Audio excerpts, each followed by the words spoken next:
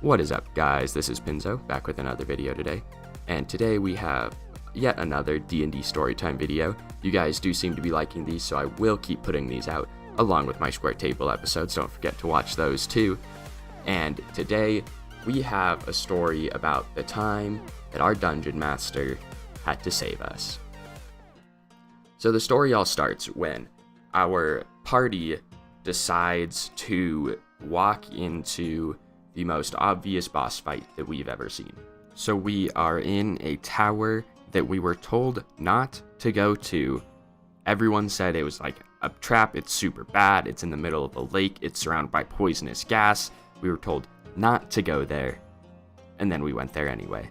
And as we go up, it becomes more and more obvious that this tower is bad, that we shouldn't be here. But we keep going up anyway. And we get to the top, and we get to this room, but it's locked. It has giant doors. These doors are 20-25 feet high, right? Which is way too big. Like, you should not have 25-foot doors inside of a tower. So now we know that there's something magical going on as well, and our DM confirmed that for us. But at this point, we want to get into this room. We're like, okay, boys, we are going into this room. We're like, there's something in there that we want, because we came here looking for a stone. It's a stone. It's a dragon stone, I believe, is what they were called, and if all combined, they would basically form the Infinity Gauntlet. I mean, that was basically what the campaign was. Let's be clear, this was before, this is 5-6 years ago, so this was before Infinity War and all that stuff started happening. But it was a cool campaign. So we end up prying open these doors. They were magically sealed, and we end up, I don't know if we broke them, they opened at some point, and we end up busting into this room, and that's when shit hits the fan. So immediately upon entering the room, you hear multiple words that you don't want to hear your DM say. The first one is, roll for initiative, and the second one is, roll a fortitude save, and the third one is, roll a wisdom save.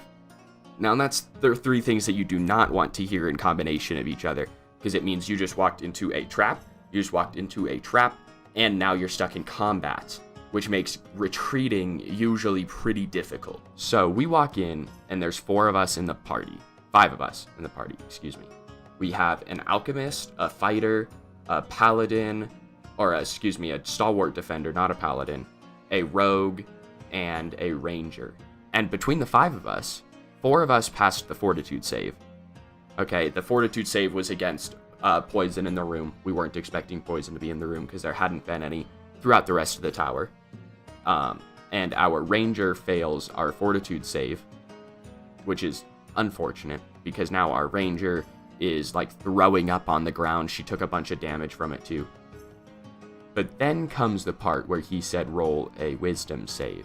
Now my character had pretty good wisdom, so I wasn't super worried about this, and his save was alright. He had a feat to increase his will save. And when I roll my will save, I look down and I see 2. So I didn't quite flub it, but it was pretty close. And then we look over to whoever was behind me. It was one of the girls in the party. I don't remember if she was a rogue or if she was a wizard. But she also failed it. She flubbed it. She got a 1. And so now 2 people failed this. The other 3 passed. It was like a DC 10 also. Let's be clear. I had to roll like a 4 to pass it, and instead I rolled a 2. And our DM just looks at his notes.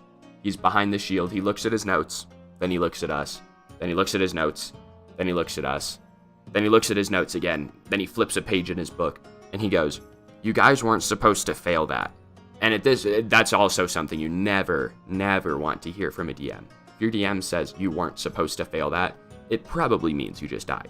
And in this case, we did die. He says, well, you see this automaton, which we hadn't even had time to look around the room. Apparently there's a giant automaton in the room. He's like 20 feet high, and this is just his waist up. He doesn't have any legs, so he can't move, thank God. But he is stuck like in the floor, kind of in the bed. He has a big red crystal in his chest and is kind of pulsing out. but it has sort of like tendrils on it that look something between roots and poison, and they're just kind of seeping into this automaton. And it looks very evil. You can sense it in the room. You can just feel the evilness air coming off of this gem.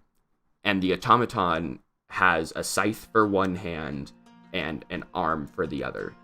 And our DM says, this automaton has Death Gaze, which is an ability that is usually for very, very high level campaign, to the point where you basically have to flub to not pass the Death Gaze save, which was what this was. I believe we were level 12 or 13 at this point. We'd been playing this campaign for a while, and what Death Gaze does is it is an aura around you that's like a 30-foot aura. It can be activated one time a day by whoever it is that has the ability. It is a DC 10 will save, and if you fail, you die.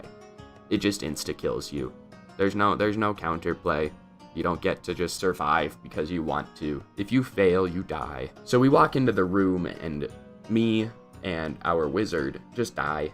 We're dead. Our DM eventually took pity on us after this combat and said that we were down to 1 health, and then after combat we regained consciousness. Which, like, I was really glad that he did that, because we had been playing this campaign for 2 or 3 months, and we were getting pretty close to the end, so it would have really sucked to just die right then. So he saved us after combat. But now we are in combat, and our ranger is sick. She inhaled the fog, which leaves our stalwart defender, who's like the tank. I was more of an offensive fighter, so the stalwart defender was a good choice from our dwarf. And an alchemist. An alchemist who didn't have arms. He now has wooden arms. He had gotten them both cut off, if you do remember in one of my previous storytime videos. This is the same campaign. So our stalwart defender and our alchemist have to somehow kill this automaton that's giant. We don't know how they're going to do it. And then we can worry about retrieving the crystal later. They're supposed to be indestructible, so we're not too worried about like injuring it. We just need to get out. So the stalwart defender starts making calls. He says to the ranger, he says to get the fighter and the wizard out. So our ranger starts working on that. It takes her a while because she's sick. She's throwing up and stuff like that, and she's injured. But she starts dragging us out of the room. And our stalwart defender says to the alchemist, he says, "You better come up with a plan, and you better do it fast." And then he charges into battle. So the stalwart defender at this point, and I don't know if you guys have ever played stalwart defender, but stalwart defender, if he stands still, he can very easily get his AC to like double what it is at base, because he uses defensive fighting, and then he uses combat expertise, and then he is stationary behind a tower shield, stuff like that. His AC was like 38, so he wasn't. The automaton has to crit to hit him, but he also has close to 100 health at this point. So our stalwart defender he's just tanking. He's taunting this automaton to stay away from the alchemist, basically. And then our alchemist comes up with the brilliant plan of, what if I brought the roof down? And the rest of us, we're sitting around the table, and we're like, you're not serious, right? Like, you're just joking, right? And he goes, no, I'm like, what if I just brought the roof down? And we're like, dude, you should probably not bring the roof down. Like, that doesn't, like, we don't know how old this tower is. We don't know how stable it is, anything. And he says, okay.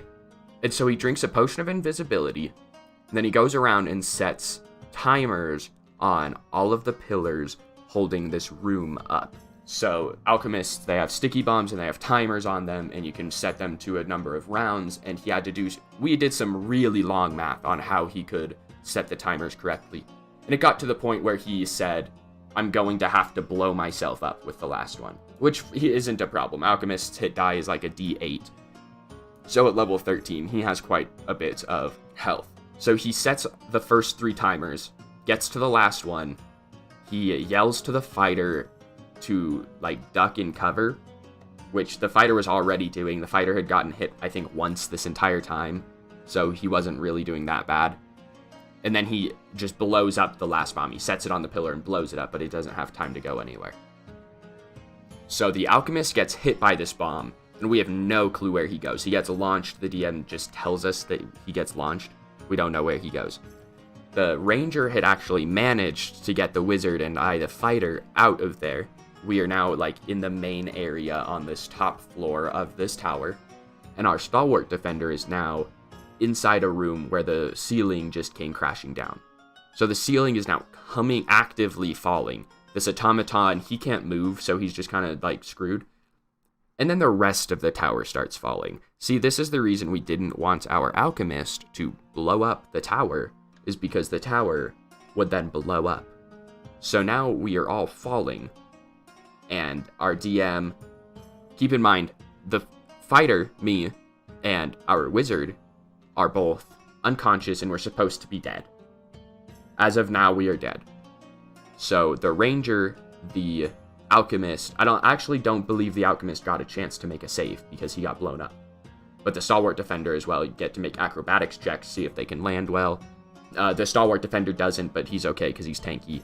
And then the ranger, I believe, actually passed it. I believe she critically passed that, and that was the only way she was going to do it. So we end up at the bottom of a tower, surrounded by rubble. There's an automaton. The automaton did break, essentially.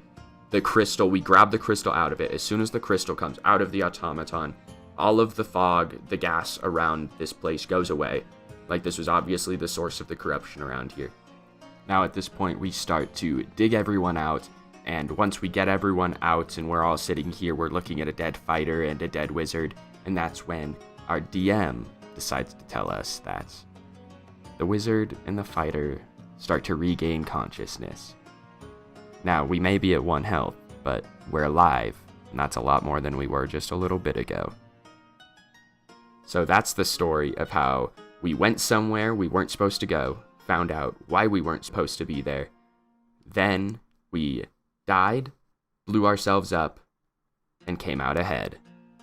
So boys, as always, if you enjoyed the video, please do be sure to leave it a like. If you are new, don't forget to subscribe. And as always, guys, I've been Pinzo. This video's done so. Thanks for watching. I'll see you guys next time.